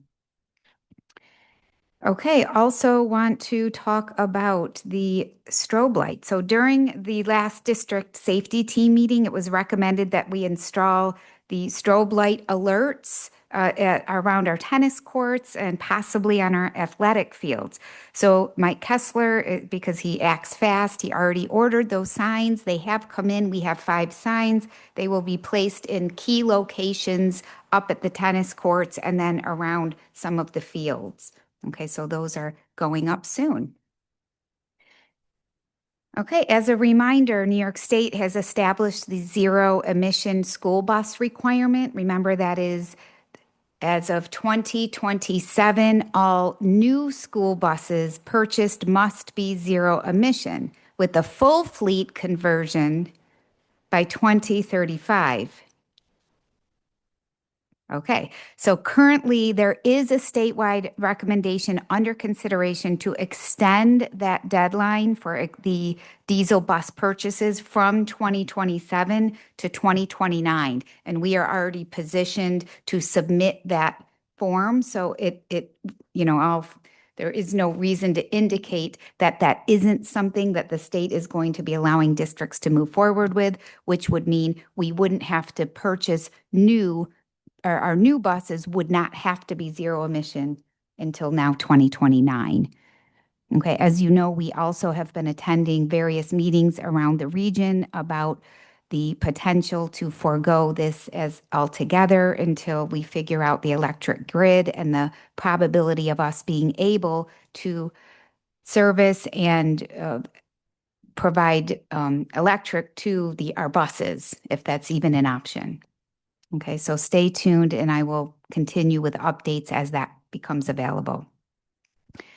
Okay, next we're talking about a single bus run. So because of our enrollment, we have been revisiting the option of shifting to a single K-12 bus run if we thought that would be fiscally responsible for our district.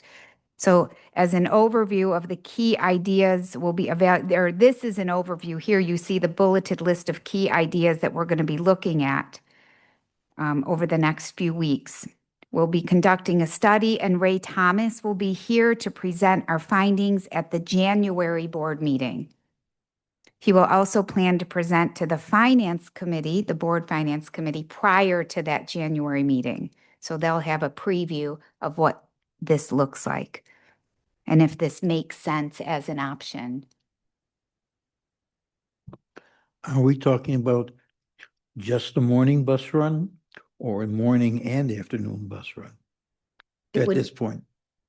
There's a lot of different options, but definitely morning and afternoon with a late bus run as well.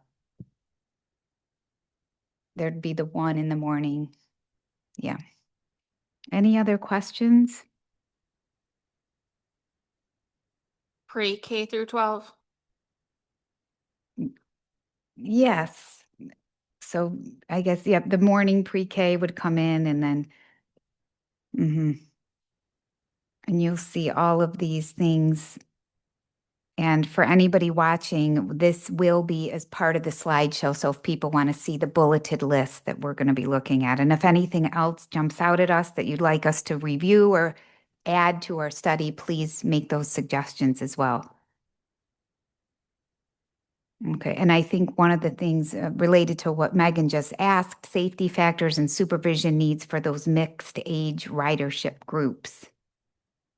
Okay, so that's definitely going to be a consideration as well. Okay, any other questions there? All right, at this time, I'm actually going to turn it over to our business official for our capital improvement project and business office updates. I'm going to skip these slides for tonight and we'll. Oh, sorry.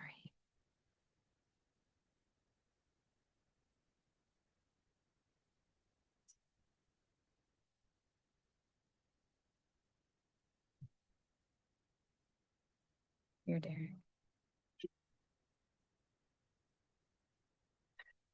Darren. So we're just going to talk about our capital projects and our budget process. We currently have two open capital projects. The first is our emergency air conditioning project. We've had some difficulties with leaks and the supply tank for the coolant. That has been remedied. We have a great facilities team. They've been troubleshooting that, working with the contractors, getting it all remedied. I believe they were on site today with our architect doing the final punch list items. There's things like junction box that just need a face cover over before the architect will give their seal of approval. Our target is to get everything completed and reported to the State Education Department by December 15th. That is a key deadline in our process. If it's submitted by December 15th, we will receive a half year of building aid, or it's aided over 15 years. We would get half of 1 year's aid this school year. So it's an important deadline that we're looking to hit. Right now, there's no belief. We actually got a balancing report done, which was needed to for the architect to certify. So everything's on pace with that, the emergency air conditioning project. In addition to that is the 2022 CIP project. Just reminding everybody what's in phase one of that project. It is the canopies at the elementary entrance and our main entrance over here by the auditorium, a new storefront, which is the glass encasement when you walk in at the elementary school, new protective film at the auditorium entrance, toilet room renovations, which includes asbestos abatement. The asbestos is in the basement. It's just necessary for plumbing. No students are exposed to it. Gymnasiums, which is going to be either a floor covering or replacement, new air handlers, lighting upgrades, the playground, roof work, and PA clock upgrades. There was a little bit of a shift in when we were going to be issuing the bids. The big reason was the playground roof work and the PA clock upgrades are on New York State contract. We do not need to bid those out. So our facilities team has been working with contractors to sure up estimates on those. Right, the other parts of those projects are scheduled for bids to go out on January 8th, with them to be returned back to the district on February 5th, to be quickly reviewed and turned over to the board for their approval on February 11th at that Board of Education meeting. The purpose of that shift is so then we can better understand where we are at in the capital project financially. The budget has contingency built into it, so if we know that we can release some of those contingency funds, we can divert them to other parts of those projects as we go along.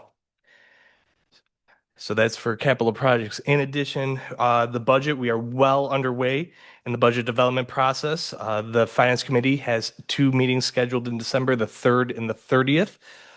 We are going to basically get very granular with this budget, not quite a zero-based budget. Zero-based budget means you completely start with a $0 budget and build up. But we're going to start with a rollover budget, look very granular, and develop how we are plan to build the budget for this year, because new business official in play here. So we're going to work collaboratively on how we build it. More information will become in the December board meeting. We don't want to overshare before the Finance Committee gets to meet.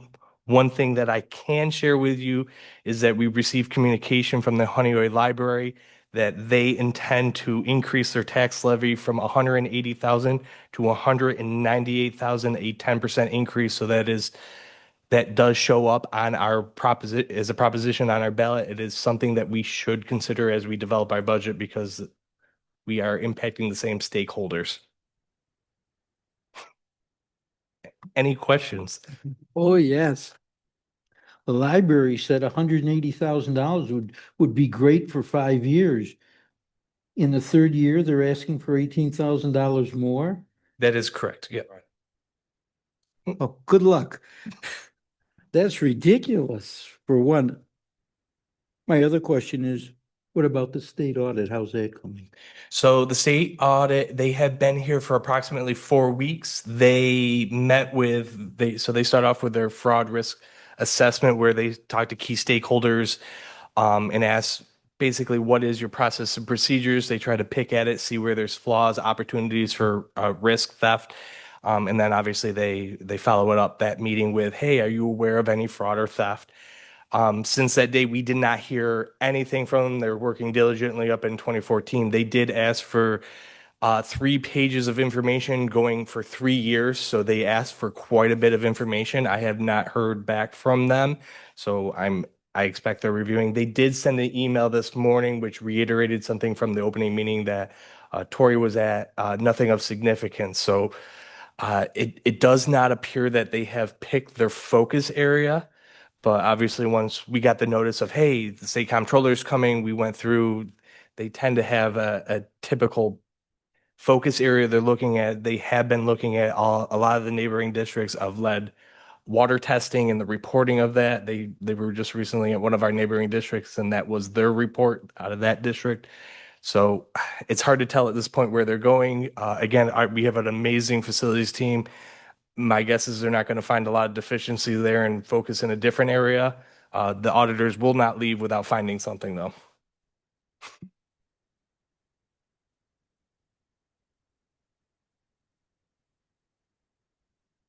Okay, that is it from our office. I did forget to mention the Bulldog Beat just came out, so it should be mailed to people's homes within the next few days, I believe. So please keep your eye out for that. That's it. And Marley, we can let you go at this time. Thank you very much. So good to have you here.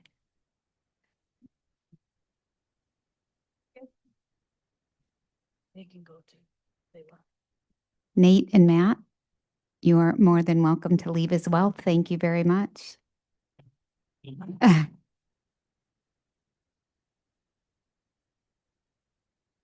Have a great night, everybody. Thank you.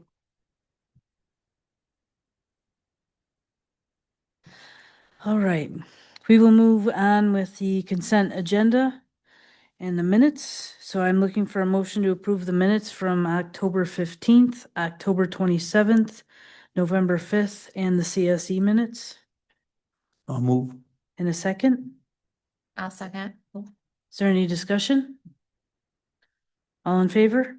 Aye. Any opposed? Right, that's carried. Treasurer reports, I'm looking for a motion to accept the treasurer reports from July 25, August 25, and September of 2025. I'll move. A second? Any discussion? All in favor? Aye. Any opposed? All right, that's carried. Personnel, we have a tenure. Upon the recommendation from Superintendent Fluke to grant tenure to Alyssa BoE in the area of special education effective December 6, 2025. I need a motion to approve. I'll move. A second? I'll second. Any discussion? Yes, congratulations if it goes through. Yes. All in favor? Aye. Any opposed? All right, that's carried. We have appointments. We would like to take these all together. Is everybody good with that? Okay. So upon the recommendation from Superintendent Fluke, we're looking to approve the following appointments. Special education teacher Jessica Ryan to a probationary position as a special education teacher. A mentor Kelly Palmer Sagittella. 25-26 secondary extracurricular advisor and supervisor Holly Noel Blue Eye is the mic droppers advisor. 25-26 Sophia Watkin is the girls JV basketball coach, and a food service helper Margaret Egan to a probationary position as a food service helper. Can I get a motion for those, please? I'll move.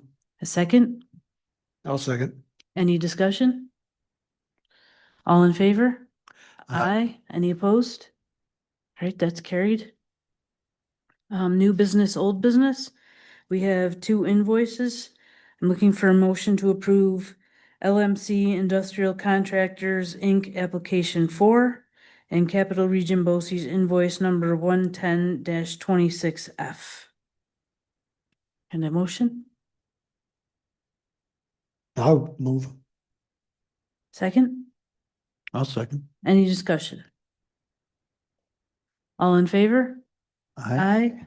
Any opposed? All right, that's carried. We have tax roll adjustments. I'd be looking for a motion to approve the tax roll adjustments. I'll move. A second? Second. Any discussion? All in favor? Aye. Aye. Any opposed? All right, that's carried. I also have the tax collector reports, looking for a motion to approve the 25-26 for Ontario County and 25-26 for Livingston County. And a motion? I'll move. And a second? I'll second. Oh, go ahead, Sandy. Let Sandy do. All right. Any discussion? All in favor? Aye. Any opposed? All right, that's carried. Obsolete items. Looking for a motion to declare the items from the secondary library with the list attached as obsolete and discard. Any motion for that? I'll move. A second? I'll second. Any discussion? There were 45 pages of books. I couldn't believe it. I kept going down and down. And the other 45 pages are blank. Well, yeah. But still though, there's thousands of them. Anybody else? All right, all in favor? Aye. Aye. Any opposed? All right, that's carried. Next, we have a donation, so I would be looking for a motion to accept the donation of a pickleball net valued at $150 donated by community member Carol Baker. You get a motion? I'll move. Get a second? I'll second. Any discussion? All in favor? Aye. Any opposed? All right, that's carried. Capital Improvement Project. Have nothing there. Yeah. Where did it go? SWBR invoice. It must not have printed. I apologize.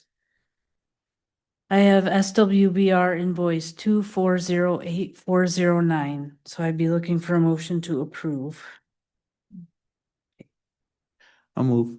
A second? Any discussion? All in favor? Aye. Any opposed? All right, that's carried. Then I will look and make sure my page matches. All right, then I have comments from the Board of Education. Does anybody have anything? Yes, Jerry. Well, I just noticed the girls' JV basketball coach our schedule. And there's 7 games, just 7 games. The varsity has like 16, the girls' varsity, and JV has just 7. I'm just wondering why, that's all. And the second point is I just took that CPR AED course. Is it possible that a school district could make that a graduation requirement for our students? I have no idea if it is, but I believe, and this is just personally, that everybody should be trained in that. And whether you ever use it or not, training itself is invaluable. That's all. I mean, could they make it part of health class or something?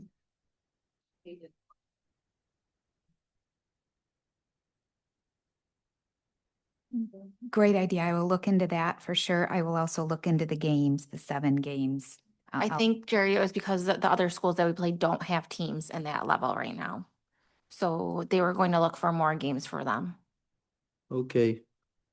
But if we can't find it from the schools that we normally play, then maybe we go to Livingston County or Steuben County, like Waco, something like that. I mean, maybe even bigger schools, which I hate to see because you play bigger schools, your chances of winning are diminished, but there's still games, there's still opportunities to play. And 7 games, wow, that's a short season. Does anybody have anything else? I have written down, concession schedule I sent out. I only heard back from Jerry about dates of availability. Carrie was hoping that we could have like a board night, which would basically be all of us being there or as many of us that could be there as possible. So if you can take a look through those, I want to get us signed up as soon as I can. So if you could please get back to me by tomorrow with your availability, I would appreciate it. I mentioned earlier that Sandy and Megan and I got together to work on the handbook. So we realized how long it is, and it started out with the best of intentions. I think the first year I was on the board is when we did that, but it's gotten very long. So at one point I said I felt like we should have like a handbook and then a manual. Like the handbook should be like your quick reference to the things you want to know. So somebody that's looking at joining the board would have something to look at and we could reference it quickly. And then you would have like a more in-depth manual. So we weren't sure how all of you would feel about that. And if you agreed to doing that, like what would be the time frame that you would like to see that done in?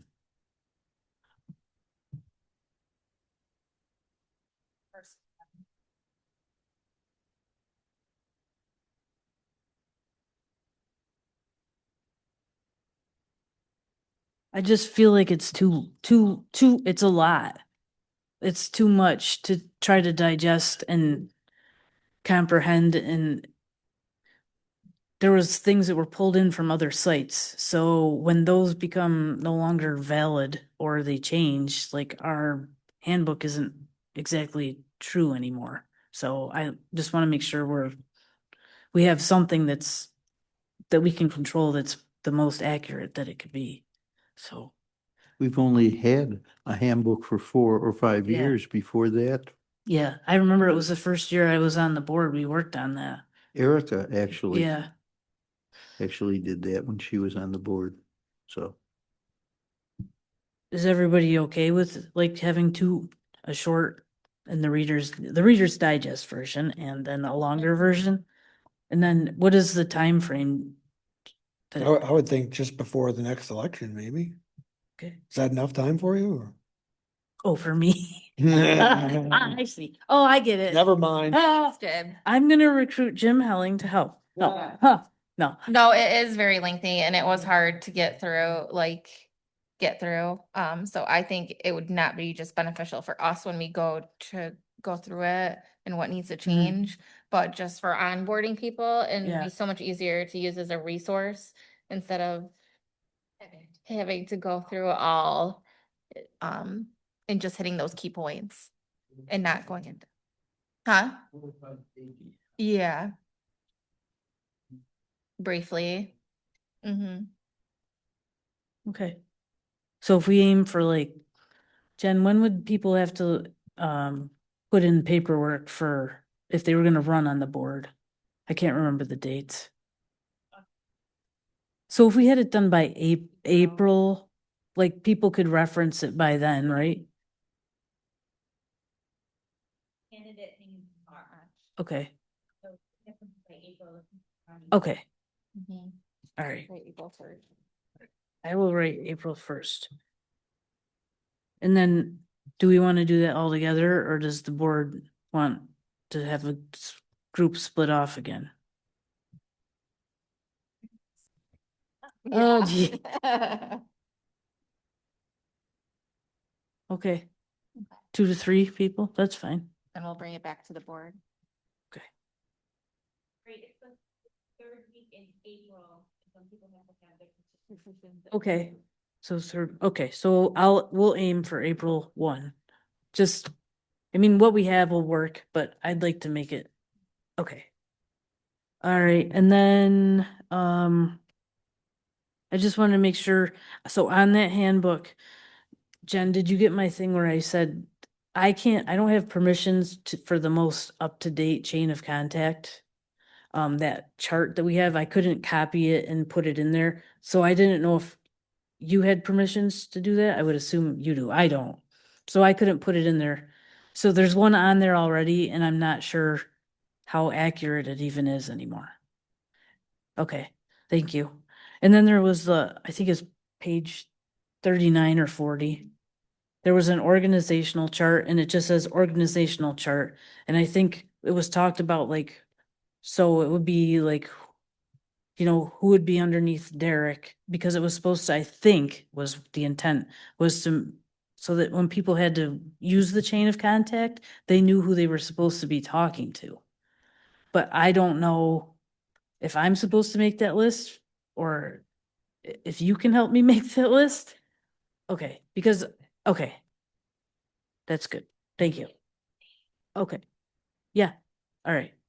Thank you. I will do that. Just for clarification, you're talking about like a delineation of duties, is that what you're saying? No, so you would know, like, so if you had a problem with, I don't know, or you wanted to ask a question about transportation, you would know Okay. how you're supposed to be going through that, because part of the thing, if people don't know who they're supposed to be asking the questions to, if we want the chain of contact to work, then we have to tell them who they should be contacting. Right. So it'll make it easier, I think. So there's that. I also wanted to say there's the general membership meeting, which is next Tuesday, November 25th. It has information about tax cap, long-range planning, and foundation aid. Yes, Dr. Tim? yes. Yeah. Are you going? I am not going. I know I'm well versed in Dr. Okay. Tim's philosophies. If I agree with a lot he says. So, I mean, I encourage board members to attend if they want. Okay, I just wasn't sure if you think there's a need for us to go, because I sent an email. I didn't know if anybody's attending it, but today's the last day to sign up, so. I can cliff notes his philosophy for you guys if you needed to. Okay, He does the same spiel every time. okay. And then, Jermaine, about the NISBA conference, because we haven't had a meeting since you went to that. What about it? I'll be honest, I was not prepared. I just Okay. I'll be prepared next time. I Okay. apologize. Okay. I will write it down. And I think other than that, oh yes, the strategic plan. So we have to fill, you need one board member for the strategic plan. I know Jermaine has expressed interest. I was interested. I don't know if like Sandy had said that she wasn't on a committee yet. So I don't know if you're interested. So if you are, I guess you just need to say so. And if you're not, then you are.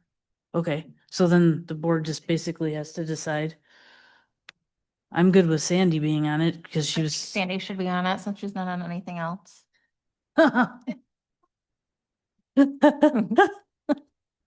You offered to be on it. Are you good with doing it? Okay. Is that okay? Okay. All right. And I think, so our next agenda set meeting is December 10th, which seems like a long time from now, but it's really not. So if you have questions, concerns, topics for the agenda, make sure you let me and Megan know by that Monday. And then, our next board meeting, I believe, is December 17th. So, and then I don't know if we want to do like our annual, everybody brings something and we come in a half hour early and just enjoy each other's company instead of working. Like, we usually do like a little potluck. Is, if everybody okay with that? All right, I'll send out a list and we can all figure that out. Okay, great. Does anybody have anything else? Just a reminder, the play is this Oh, yeah. Saturday. The fall play is this Saturday at 2:00 and 7:00, I believe. So if anybody is interested in that, please spread the word. Okay. And we don't need to go into executive for anything? Okay. All right, then I am looking for a motion to adjourn. I'll move. In a second? Any discussion before we? All right, all in favor? Aye. Any opposed? All right, we are adjourned. We all have to sign something.